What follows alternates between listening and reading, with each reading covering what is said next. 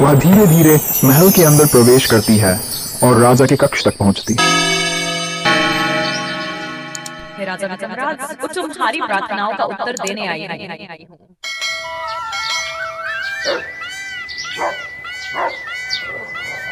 बहुत समय पहले एक दूर देश में राजा विक्रमराज नाम का एक पराक्रमी और न्यायप्रिय राजा शासन करता था। उसका राज्य संपन्न था, प्रजा खुशहाल थी, लेकिन राजा की चिंता की एक बड़ी वजह थी। उसके राज्य में किसी भी चीज की कमी नहीं थी, सिवाय एक उत्तराधिकारी के। राजा और रानी का कोई संतान नहीं थी और यही बात उन्हें रात दिन परेशान करती थी। महल में राजा विक्रमराज अपने सिंहासन पर बैठे हुए हैं। उनके माथे पर चिंता की लकीरें साफ छलक रही है। महाराज, आप इतने परेशान क्यों रहते हैं? हमें भगवान पर भरोसा रखना चाहिए।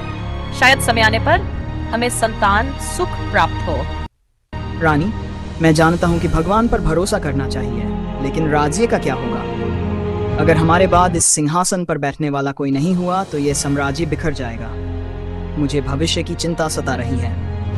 राजा उठते हैं और खिड़की से बाहर देखते हैं जहां बगीचे में बच्चे खेल रहे हैं। उनके चेहरे पर उदासी साफ दिख रही है।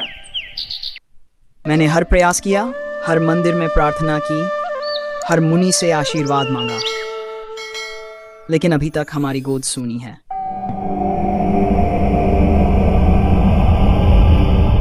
रात जब राजा और रानी सो रहे होते हैं, तभी अचानक महल के बगीचे में एक तेज रोशनी चमकती है। उस रोशनी के बीच से एक सुंदर परी प्रकट होती है। उसकी आंखों में करुणा और चेहरे पर दैवीय आभा है। वह धीरे धीरे महल के अंदर प्रवेश करती है और राजा के कक्ष तक पहुंचती है।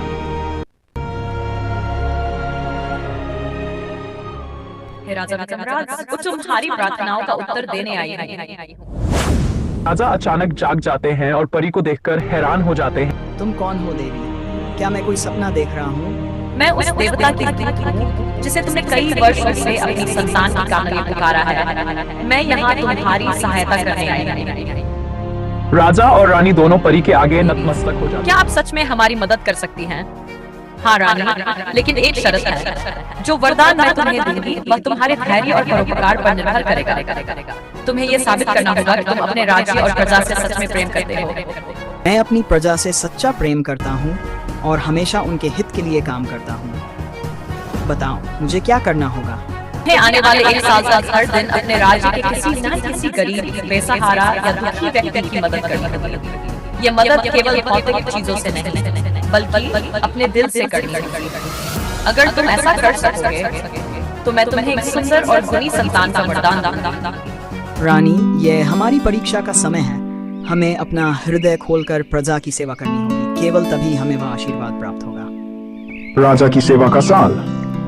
अगले दिन से राजा विक्रमराज और रानी सुमित्रा ने परी की शर्त के अनुसार हर दिन किसी न किसी व्यक्ति की मदद करनी शुरू कर दी। राजा अपने महल से बाहर निकलते और खुद गांव-गांव जाकर लोगों की परेशानियों को समझते।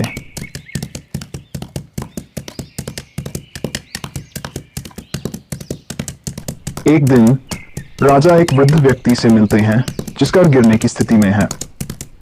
हे वृद्ध, तुम्हारे घर की ऐसी हालत क्यों है? क्या तुम्हें सहायता नहीं मिली? मैं बूढ़ा हो चुका हूँ।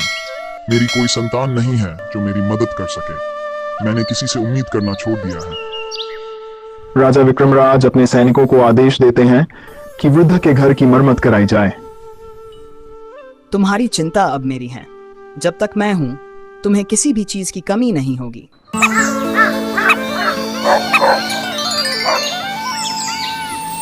महाराज, आप सच में देवता हैं। आपने मेरी जिंदगी बचा ली। एक अन्य दिन रानी सुमित्रा एक गरीब महिला को कपड़े और भोजन देकर उसकी मदद करती हैं और इस प्रकार राजा और रानी परी पुनः प्रकट होती है। हे राजा विक्रमराज, रानी सुमित्रा, तुमने अपनी शर्त पूरी की है। तुमने न केवल अपने कर्मों से बल्कि अपने दिल से प्रजा की सेवा की है। अब मैं तुम्हें तुम्हारा वरदान दूंगी। परी अपने हाथ में एक सोने का चमकता हुआ फूल लेकर राजा और रानी की ओर बढ़ती है। इस फूल को ग्रहण करो। इसके आशीर्वाद से तुम्हें एक सुंदर और गुणी संतान प्राप्त होगी जो राज्य का सच्चा उत्तराधिकारी होगा। राजा और रानी खुशी से भावुक हो जाते हैं और परी का आशीर्वाद स्वीकार करते हैं। धन्यवाद देवी, आपने हमारी प्रार्थनाओं का उत्तर दिया है। हम हमेशा आपकी कृपा के आभारी रहेंगे। संतान सुख। कुछ महीनों के बाद रानी सुमित्रा को एक पुत्र की प्राप्ति होती है। पूरा राज्य इस खुशखबरी से झूम उठता है। वह बालक सुंदर, तेजस्वी और गुणों से भरा हुआ था। राजा विक्रमराज और रानी सुमित्रा ने उसे प्रेम से पाला और राज्य की जिम्मेदारियां सिखाईं।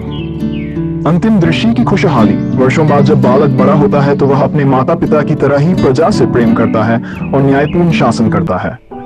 राज्य में समृद्धि और शांति बनी रहती है। परी का वरदान राजा और रानी के जीवन में सच्चा सिद्ध होता है। यह कहानी हमें सिखाती है कि सच्ची खुशी और सफलता निस्वार्थ सेवा और करुणा में निहित होती है। जब हम दूसरों की मदद करने के लिए अपने दिल से कार्य करते हैं तो हमें जीवन में आशीर्वाद और सुख की प्राप्ति होती है।